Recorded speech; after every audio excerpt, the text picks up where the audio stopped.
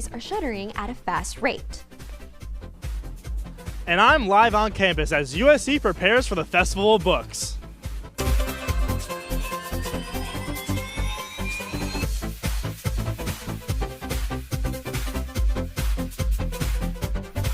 We begin with breaking news. An unidentified woman was detained in the parking lot behind the ZBT fraternity on University Avenue and 30th Street. I'm Kate Stuzin. And I'm Lluvia Chavez. 4 men in black vests with the words U.S. Marshal Fugitive Task Force handcuffed the woman and placed her in the back of an undercover truck. Here's what she had to say as she was being detained. Okay. I came here in December. Okay. Plead abuse, and because his father is part of the law enforcement of the Philadelphia Police Department. Yeah. The Philadelphia Police Department and the District Attorney's Office is aware that he's been molesting his kids. In the video, the woman claims she took her kid to protect them from her husband, who is called David Carter. Annenberg Media confirmed the name matches current Philadelphia police officers, but cannot confirm whether he is in fact her husband. Philadelphia Child Protective Services say they have no records of Carter. The state's district attorney did not respond to initial requests for comment. Here's what one bystander had to say about what she saw. I was walking by and then they were taking like a shorter woman, and there seemed to be a few other people there. There were like kids there. I don't know whose, but it did not seem good. Someone sent it out on like because I was coming back from the AGP, like the games building, and they were saying like ICE on 28. That's what everyone has been saying. DPS Assistant Chief David Carlisle said the department did not assist the agents, although DPS officers were seen in the area shortly after the arrest. The Marshal Service could not confirm or deny the activity of the officers. This is still an ongoing investigation. Be sure to visit uscannenbergmedia.com and Annenberg Media on Instagram for any updates. In other news, the USC campus is gearing up for the annual Festival of Books. Reporter Anthony Bottino joins us live with details. Thanks, Kate. Now behind me, you're looking at some of the book covers featured at this year's Festival of Books. And that's because the 31st annual event will be held at USC this weekend. And from what I'm being told, it's going to be one of the biggest ones yet. Walking around campus might look a little different right now. There are stages and tents set up everywhere in preparation for the huge event that takes over the school. Actress Bellamy Young from the show Scandal is one of the panelists, and she shared how being an actress helped her as an author. For all the times that I've been like to my writer on set, I just don't get why she would say this to him, and there was this thing that happened, and don't you remember that blah, blah, blah. I was holding my feet to the fire saying, I just don't get how she would get from this emotional moment with this person to that emotional moment.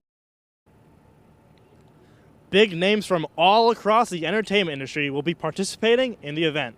Lionel Richie, Sarah Jessica Parker, and Larry David will all be speaking.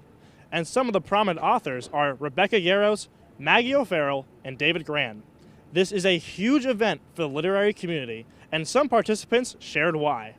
This is our opportunity to engage the community and inform them of all the resources that the library has to offer, whether that's a physical book or if it's a technology. And it gives us a chance to meet people and, see what people are interested in. And particularly being in Los Angeles, really connect with the people in our own hometown. The Festival of Books will be held on Saturday and Sunday, 10 to 6 on Saturday and 10 to 5 on Sunday. And the price of admission? It's free. So come on down, buy some books, learn something new, and see some speakers, all for no price at all. And that sounds like a pretty good deal to me. Now back to you guys in the studio. Some of America's original founding documents are on display at the Fisher Museum of Art. Tomorrow, they'll be unveiled to the public. The original documents, including the Treaty of Paris and the original markup of the Bill of Rights, landed in Los Angeles Monday. The CEO of the National Archives emphasized the importance of this exhibit ahead of America's 250th birthday. First of all, I think they're going to be wowed by what they see. So all these famous signatures that we've read about or studied in school, you actually are seeing these are human beings that did this work. And honestly, what we've seen in the first couple of venues for the tour is that everybody who's coming sees it as our shared values, and they see the commonality of this is where we all came from as a country, and we also have a responsibility on where we go in the future. This is the third stop on what the National Archives is calling the Freedom Plane Tour. USC's Fisher Museum of Art will be the only college campus that will showcase these documents. They'll be on display starting tomorrow until May 3rd. After Los Angeles, the Freedom Plane National Tour heads to Houston, Texas, and Denver, Colorado in May. Then to Miami in June. In July, we'll head to Dearborn, Michigan, and then to Seattle. I think it's a really exciting moment that these documents from the Revolutionary era have come to USC. It's always great for us to be able to see actual evidence from centuries ago, especially of important moments. The American Revolution is celebrating a 250th anniversary this year. Really, the Declaration of Independence is celebrating its anniversary this year. Tickets for the exhibit are free to the public at all locations. To learn more about the Freedom Plane, visit freedomplane.org. The world of higher education is far from stable. About 26% of private four-year colleges are at risk of closing or merging within the next decade. Well, there are two. One is declining birth rate, and that's a global phenomena, but it particularly is impacting the United States. But on top of that, the Trump administration has made it extremely difficult to enroll international students. And so, many colleges, USC included, were very dependent on international students. And as those numbers go down, we'll also see a shrinkage in enrollment, college enrollment. Hampshire College in Massachusetts will permanently close after the fall 2026 semester because of low enrollment and heavy debt burden. Similarly, Sterling College in Vermont is also shutting down after this semester. Some education analysts predict that 26% of four-year private institutions are at risk of closing or merging.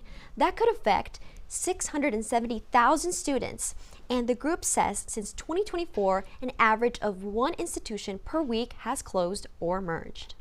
The institutions that are struggling are most likely going to continue to struggle. A lot of states are making cuts to programs, and they're doing program reviews, and they're identifying programs that might only have 1 or 3 graduates over kind of like average over a 3-year period. So there's a lot of low enrollment majors right now that I think are getting a lot more scrutiny than they had gotten before, simply because the SLAC budgets don't exist to support these programs anymore. According to a SHIO study, 53% of colleges closed are 2-year privates and 46 are 4-year private. I think the closure of a place like Hampshire is sad but predictable, and I think we're going to see a lot more closures of particularly small liberal arts schools that rely on more than just a huge endowment. The schools have not, at least in my opinion, expressed the intrinsic value that they have and that getting an education has. A further downward slide in higher education can be expected according to the National Center for Education Statistics. The proportion of high school graduates that will go on to college decreased from 70% in 2016 to 61% in 2023. Quick, affordable, and AI-built, the Kahn-TED Institute may present a radical challenge to higher education. The institute is founded by Khan Academy, TED, and the Educational Testing Service. The 3 organizations came together because we're really in the public interest. The Khan Academy, TED, and ETS are all global nonprofits. So we're really here in the public interest. And so our aspiration was to say, well, if we join forces and took the best of Khan Academy's mastery-based pedagogy, the best of TED with its great engaging video content, and the best of ETS with our skill-based assessments, we could produce a new and different kind of higher education institution. The founders say they want the institute to provide a top-tier education that fits the rapidly changing world students live in. They hope to provide them with real-world training. The institute promises a tuition under $10,000, much less than the average cost of a 4-year private undergraduate education, which is currently at $45,000 a year. The goal is to help students master the skills the job market requires around the world that includes AI building and AI app development. The Kahn Institute says it's pursuing full accreditation, but it is not yet accredited. The Department of Education has officially notified Congress of its plan to dissolve the Office of English Language Acquisition.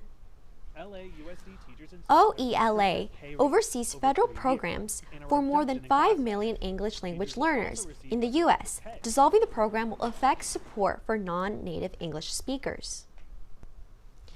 Title III grants were given to OELA in 2023, and staff was cut by 50% in 2025. The program took another hit when President Trump declared English as the official U.S. language. The executive director at Californians Together sees the elimination of OELA as a large threat to equity in America. It's the removal of federal infrastructure that supports over 5 million multilingual learners. And for California, that's around 1 million students. So you're asking schools in California to meet the same expectations with far less support. This impacts students. They're going to have less effective programs. They'll have delays in receiving appropriate services, and they're going to have a reduced access to high-quality instruction. If OELA is eliminated, it will impact both educators and students as the federal government continues to cut support for non-native English speakers. Coming up, we talked to a University of California union rep about worker strikes planned for the next month. And we visited a famous bookstore in downtown LA. Find out what bookworms are reading. And we talked to the owner of another bookstore about the importance of fostering community.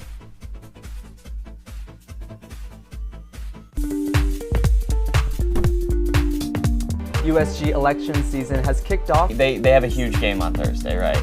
Huge. Prior to that, he couldn't hit water if he fell out of a boat. And a warning tonight about a massive storm heading our way. We're live here at the Galen Center. What would y'all do if you had $2.5 million? Music, art, and women empowerment. And she put her stamp on Big Ten history. Those are men swimming like fish. Thanks for watching. Annenberg TV News. You never miss an episode. Don't forget to subscribe. Thanks for watching.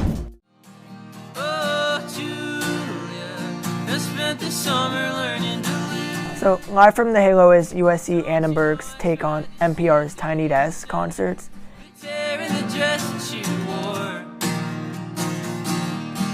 This is like a platform for USC students and adjunct students just to perform and play their music for an audience.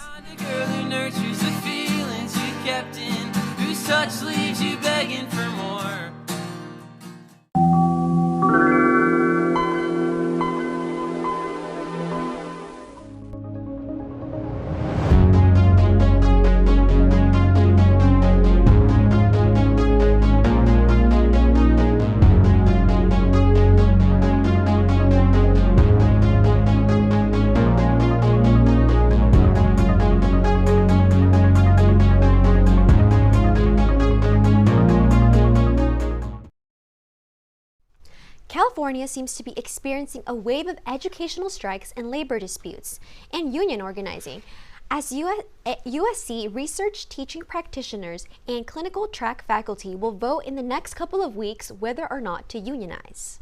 I love the work. I wish the conditions of the job were a little bit better. I wish that pay kept pace with the cost of living in Los Angeles. We're very confident that a majority of us are in support of this and, want to have a seat at the table, want to have a say in our workplace conditions. They've really been making changes to our healthcare benefits. And so I'm a person, I have muscular dystrophy. Now I have to stay on the most expensive plan because otherwise I would lose all my doctors. We really think that with a voice, we can collectively get together, all 2,500 plus of us, and we can chart a better path forward for all faculty. Workers at UC schools and hospitals are planning to go on strike on May 15th if they can't reach an agreement. Workers are demanding higher wages and lower healthcare costs. In a statement, the UC president said, "We are disappointed that AFS-CME is moving forward in an open-ended strike despite the significant and ongoing process made at the bargaining table. The University of California remains focused on reaching an agreement that delivers real immediate benefits for employees." After 2 years and after all these strikes, the university continued and then implemented further cuts. They've also refused illegally to negotiate housing benefits that they give to other employees. Our members are really truly at the breaking point. I got folks who are making choices for inhalers for their kids or a tank of gas, right? Or, food on the table or their blood pressure medication. The strike has been called because the university needs to stop breaking the law and get serious about addressing our members' needs. Earlier this week, LA Unified School District avoided a strike by coming to a last-minute agreement. Union organizers are working towards finalizing the contract. Next year, we're going to eliminate a lot of the subcontracting and have a minimum of 4 hours so that all of our members will qualify for benefits by July 1st, 2027. And now we're looking forward to finalizing our language and having our members ratify it in the next couple of weeks. Around the state, a key strike demand seems to be higher wages to help combat the higher cost of living. A new trend shows more people are turning away from their phones and instead stepping into stores to buy books in person. That shift is driving a comeback for independent shops, including downtown's Last Bookstore. Despite the name, it's far from the last. In the U.S., more than 400 bookstores opened last year, according to the American Booksellers Association. And people are walking inside, not just to buy books, but to build community. I think people are looking to be a little more traditional. I think so, little by little, that's probably leading to it. With all the new openings, a lot of those will fail because that's the nature of small businesses, but new ones will replace those. So I think physical bookstores are going away. With having kids who just want to go on their iPad, I'm all about, no, let's get a book and actually, read through it. So, I love the feeling of having a book in my hand. I like turning the page. I like feeling the progress and the accomplishment of closing a book. There used to be used bookstores all over the place, and I used to frequent them. There aren't so many here in LA. So this is like a refuge. I love the community in bookstores. I love getting to talk with people and ask people what they recommend. Independent bookstores are making a comeback, not just at places to buy books, but as spaces to connect. At Libros Bookstore, owner Jesse Merez is seeing this shift firsthand. Hi, Jesse. Thank you so much for joining us. Thank you for having me. I appreciate the time. Absolutely. So there's been a national resurgence in independent bookstores with hundreds opening recently. Why do you think people are returning to spaces like this? And what do you think about what that has to say about what they want to learn and engage with books today? I think just opening the books and flipping the pages, but also just reconnecting with something that's more natural than social media, phone, or some type of a screen. And that's what I see the smile on the people's face when they open a book and they flip the pages.